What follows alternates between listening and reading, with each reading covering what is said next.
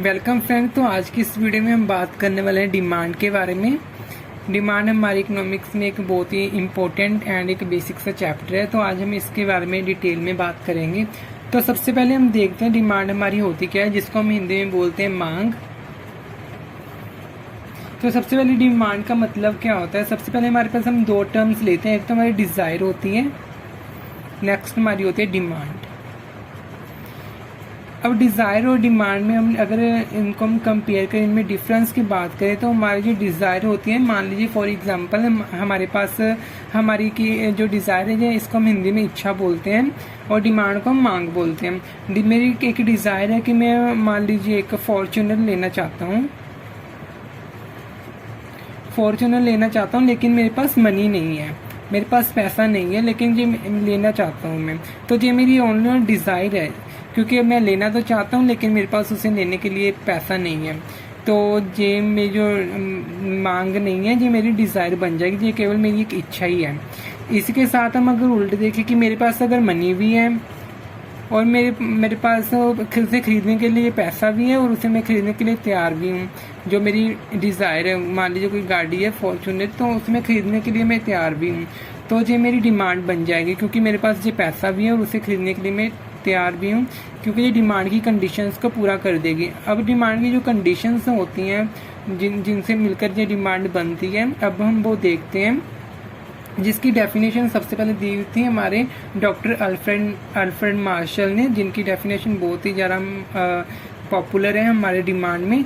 तो doctor Alfred Marshall क्या कहते हैं,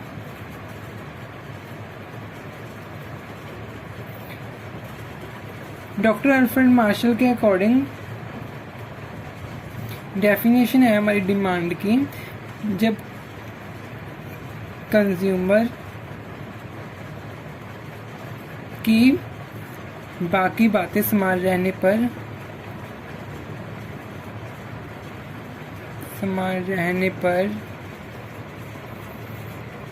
जब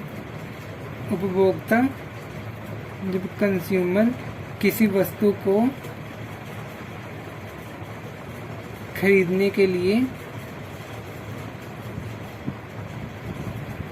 इच्छुक, योग्य और तैयार होता है, तो उसे हम बोलते हैं डिमांड, तो उसे हम मांग कहते हैं। अभी हमारे पास डॉक्टर अल्फ्रेड मार्शल ने जो मेन 3 पॉइंट्स के ऊपर फोकस किया है कि बाकी की बातें समान रहने पर, बाकी के जो फैक्टर्स हैं, वो जो बातें हैं वो हमारी कांस्टेंट रहती हैं, उनमें कोई चेंज नहीं होता। और जब कोई कंज्यूमर किसी वस्तु को खरीदने के लिए, एक तो वो इच्छुक होना चाहिए और वो योग्य होना चाहिए और वो तैयार होना चाहिए, कि उसके पास पैसा भी होना चाहिए और उसकी डिज़ायर भी होनी चाहिए, तो जो कंडीशन अगर सेटिस्फाई करते तो हम उसे डिमांड बोलते हैं। अब हम देखते हैं कि जो डॉक्टर अल्फ्रेड मार्शल ने हमें बाकी बातें समान रहने पर ये जो पॉइंट बोला है, तो ये बाकी की जो बातें ये कौन सी हैं जो समान रहती हैं, हमारी कांस्टेंट रहती हैं। तो सबसे पहले तो हमारा आता है कि नो चेंज इन इनकम, कि जो कंज्यूमर की इनकम है उसमें कोई भी चेंज ना हो, तभी वो डिमांड मानी जाएगी। नेक्स्ट हमारा आता है नो चेंज इन टेस्ट, कि जो कंज्यूमर का टेस्ट है, उसका स्वभाव है, वो कभी भी ना बदले, वो नहीं बदलना चाहिए अगर वो किसी डिमांड को स्पेसिफिक सेटिस्फाई करना चाहता है, तो ये भी इसकी कंडीशन होगी। थर्ड हमारी जो कंडीशन आती है no change in price of substitute goods, no change in price of substitute goods. Substitute हमारी गुड्स जो होते हैं स्थानापन्न वस्तुएं, जैसे हमारी चाय की, अगर कॉफ़ी की जगह हम चाय ले लें, तो ऐसी जो हमारी गुड्स होती हैं उनकी जो प्राइस है, उनकी प्राइस में भी कोई चेंज नहीं आना चाहिए। फोर्थ हमारा जो आता है पॉइंट, जो रैशनल कंज्यूमर, हमारा पॉइंट है कि कंज्यूमर हमारा जो वो रैशनल है, कि जो मिनिमम हम अपनी जो अमाउंट है वो मिनिमम खर्च करके ज़्यादा से ज़्यादा मैक्सिमम सेटिस्फिकेशन लेना चाहता है। फिफ्थ हमारा जो पॉइंट आता है नॉर्मल कंडीशंस, नॉर्मल कंडीशंस का मतलब है कि कंज्यूमर जहाँ पे भी वो एग्जिस्ट करता है इन इकोनॉमी में, तो वहाँ की जो हालात हैं वो कंडीशंस होनी चाहिए, मतलब कि कोई जंग या कोई युद्ध वगैरह नहीं लगा होना चाहिए, तो जो नॉर्मल कंडीशन को एक्सप्लोर करता है। तो ये हमने आज जो इसकी डेफिनेशन में हमने देखा कि डॉक्टर अल्फ्रेड मार्शल के अनुसार बाकी बातें समान रहने पर तो ये बातें हैं जो किसी उसकी इनकम में चेंज ना हो, उसकी जो टेस्ट है उसमें चेंज ना हो, प्राइस ऑफ सब्सटीट्यूट का गुड्स का जो प्राइस है उसमें कोई चेंज ना आए, और जो नॉर्मल कंडीशंस होनी चाहिए। और फिर उसके बाद अगर कंज्यूमर किसी वस्तु को खरीदने के लिए इच्छुक होता है, योग्य होता है और तैयार होता है, तो उसे हम डिमांड बोलते हैं। तो अब हम नेक्स्ट देखते हैं हमारा लॉ ऑफ डिमांड। अब हम देखते हैं हमारा लॉ ऑफ डिमांड। तो सबसे पहले हम देखते हैं लॉ ऑफ डिमांड होता क्या है। लॉ ऑफ डिमांड का मतलब होता है जब हम लॉ ऑफ डिमांड में ये दिखाता है, ये शो करता है हमें जो प्राइस है किसी वस्तु का, प्राइस और उसकी जो डिमांड है उसमें रिलेशनशिप क्या है, उसको जो रिप्रेजेंट करते हैं। तो जो लॉ प्राइस और डिमांड में हमारा रिलेशन होता है वो हमेशा रिवर्स होता है। अगर हम यहाँ पे लिखें तो हम बोलते हैं कि price and demand relation always in reverse.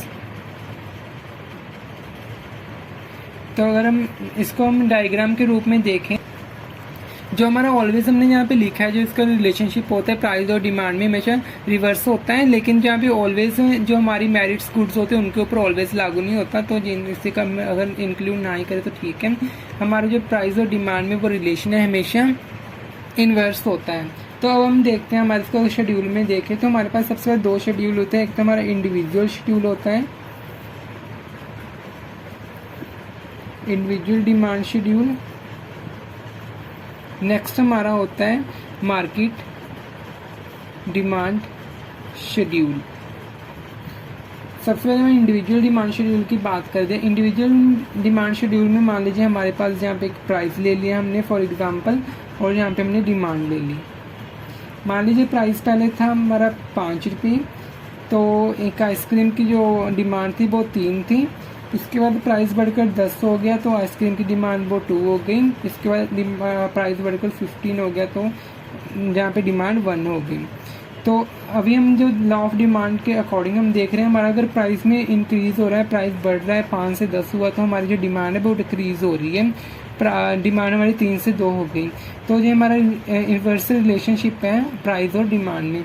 अगर हम इसे कर्व से अकॉर्डिंग शो करते हैं तो इसका जो कर्व है वो ऐसे बनेगा, जहाँ पे हमने वाई एक्सिस ले, यहाँ पे एक्स एक्सिस, और यहाँ पे हमारी डिमांड है जिसे हम क्यू से डिनोट करते हैं, तो क्वांटिटी, और जहाँ पे हमारी प्राइस है जिसको हम शो करेंगे ऐसे। ये हमारी इंडिविजुअल डिमांड कर्व है।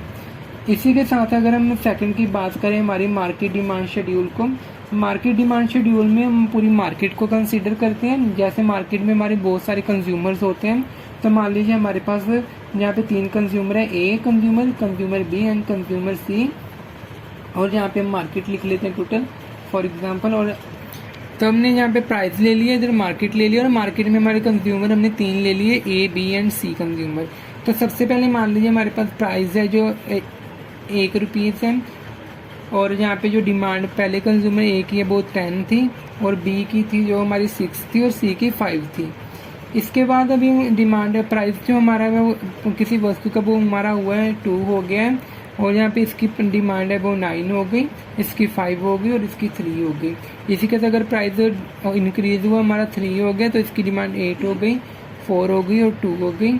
इसी के साथ इसकी डिमांड में प्राइस में इंक्रीज हुआ तो 4 हो गई, ये इसकी डिमांड 7 हो गई, इसकी 3 और इसकी 1 हो गई।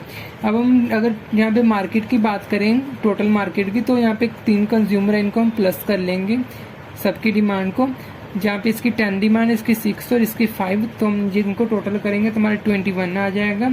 इसी तरह इनको प्लस करेंगे तीनों को तो ये हमारा आ जाएगा यहाँ पे 17, इसका हो जाएगा 14, और यहाँ पे हमारा आ जाएगा 11। तो अभी हमने क्या देखा है इसमें मार्केट डिमांड शेड्यूल में कि मार्केट में हमारे जो कंज्यूमर्स हैं उनकी हमने टोटल डिमांड यहाँ पे कंसीडर कर ली। तो प्राइस अगर सबसे पहले 1 था तो हमारी जो डिमांड थी वो 21 थी मार्केट में। अगर प्राइस 2 हो गया गुड्स का तो हमारी जो टोटल डिमांड है मार्केट की वो 17 हो गई। ऐसे जो डिमांड है वो हमारी डिक्रीज हो रही है अगर प्राइस इंक्रीज हो रही है। अगर हमने इसको कर्व में शो करना हो तो सबसे पहले अगर हम इसकी 2 कर्व बना सकते हैं, जहाँ पे वाई एक्सिस, एक्स एक्सिस और जीरो, जहाँ पे हमारी क्वांटिटी है और यहाँ पे प्राइस। तो अगर हमने कंज्यूमर्स को देखना हो मार्केट में तो हम कंज्यूमर्स को ऐसे कंसीडर कर सकते हैं, ये हमारा ए कंज्यूमर का डिमांड कर्व है, ये हमारा बी का है और यहीं पे हमारा सी का है, ये हमारा कंज्यूमर का हो गया। अगर हमने पूरी मार्केट का डिमांड कर्व देखना हो तो इसे हम ऐसे डिनोट करेंगे, ये हमारी क्वांटिटी है, यहाँ पे हमारा प्राइस है और ये हमारा पूरी डिमांड मार्केट का है, ये हमारा मार्केट का डिमांड कर्व है। तो ये हमने कर्व में देखा। तो आज की इस वीडियो में हमने पढ़ा डिमांड के बारे में, डिमांड की डेफिनेशन जो कि डॉक्टर अल्फ्रेड मार्शल के द्वारा दी गई हुई है, और उसके बाद हमने देखा कि जो बाकी की बातें वो कर सामान रखने वाली, और इसके बाद हमने लॉ ऑफ डिमांड को डिटेल में पढ़ा। अगर आपको हमारी ये वीडियो अच्छी लगी तो इस वीडियो को लाइक करना और हमारे चैनल को सब्सक्राइब करना ना भूलिएगा। Thank you for watching.